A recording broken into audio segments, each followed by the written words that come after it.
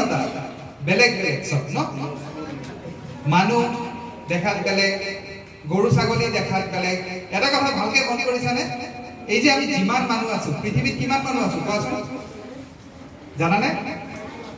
গোটেই পৃথিৱীত কিমান মানুহ আছো সবৰ চেহাৰা বেলেগ বেলেগ আমি সবকে ইন্ডিভিজুয়ালি আইডেন্টিফাই কৰিব পাৰো এই রুমত মোটামুটি 150 স্টুডেন্ট বহি আছে ন কিন্তু সবে সবার দেখাত বেলেগ বেলেগ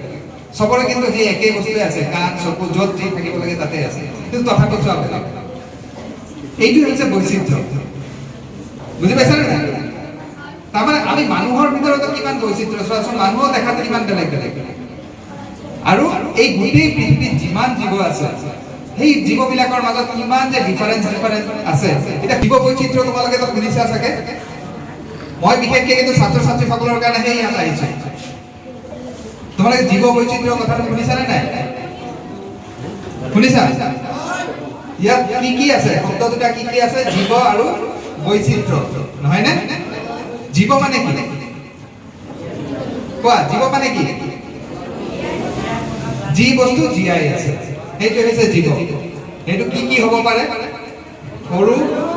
সৰু ৰূপ পতংগৰ পৰা আৰম্ভ কৰি গছ গছনি এইবিলাক হ'ব পাৰে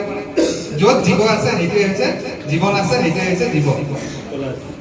এনাই লগত মিলে তাৰ মানে তাৰ চেহাৰাটো চোৱা ডাইনোসৰ কিমান ডাঙৰ আছিল এতিয়া আহি ফেটাছৰ ইমান সৰু হৈ গ'ল এইটো কি এইটো বিবৰ্তন বুলি কয় পৰিৱৰ্তন নিজক বচাই ৰাখিবৰ কাৰণে জীৱবিলাকে কি কৰে নিজক পৰিৱৰ্তন কৰে নিজক জীয়াই ৰাখিবৰ কাৰণে বিভিন্ন ধৰণৰ অসুবিধা আহে প্ৰকৃতিৰ বিভিন্ন ধৰণৰ প্ৰব্লেম আহে নিজক জীয়াই ৰাখিবৰ কাৰণে জীৱবিলাকে কি কৰে নিজক বিভিন্ন সময়ত পৰিৱৰ্তন কৰে এই যে কৰোনাৰ সময়ত আমি কি দেখিছো কৰোনা এবাৰ আহিল ফেজ 1 আকৌ আহিল ফেজ 2 আকৌ আহিল ফেজ 3 এইটো কিয় আহিছে ফেজ বিলাক কি কোৱাচোন কৰোনা ফাৰ্ষ্টত আহিলে আমাক এটাক কৰিলে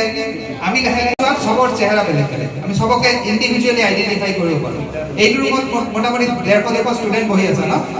কিন্তু সবে সবার দেখাত বেলেগ বেলেগ সবৰে কিন্তু সেই একেই বস্তুৱে আছে কাণ চকু য'ত যি থাকিব লাগে তাতে আছে কিন্তু তথাপি চোৱা বেলেগ এইটো হৈছে বৈচিত্ৰ্য বুজি পাইছানে নাই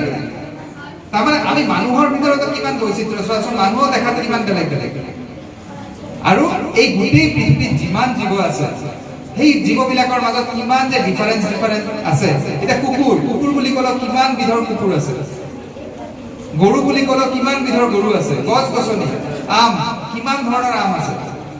এতিয়া কথা হ'ল যে আমি এই যে জীৱ বৈচিত্ৰ্যৰ কথা যে আলোচনা কৰো এইটো বিশেষ এটা গুৰুত্ব আছে পৃথিৱীৰ জন্ম কিমান লক্ষ বছৰ আগত হৈছিল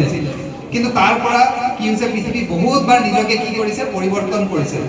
বিভিন্ন সময়ত বিভিন্ন ধৰণৰ পৃথিৱীৰ ওপৰত ঘাত প্ৰতিঘাত আহিছে বহুত জীৱ নোহোৱা হৈ গ'ল আকৌ নতুনকৈ জীৱৰ সৃষ্টি হৈছে কিন্তু কিছুমান জীৱ এনেকুৱা আছে যি এতিয়ালৈকে সেই ষ্টাৰ্টিঙৰ পৰা আজিলৈকে সাৰ্ভাইভ কৰি আছে যেতিয়া ডাইনোসৰৰ জমানা আছিলে সেই তেতিয়াৰ পৰা কিন্তু এতিয়াও এক বিধৰ জীৱ আছে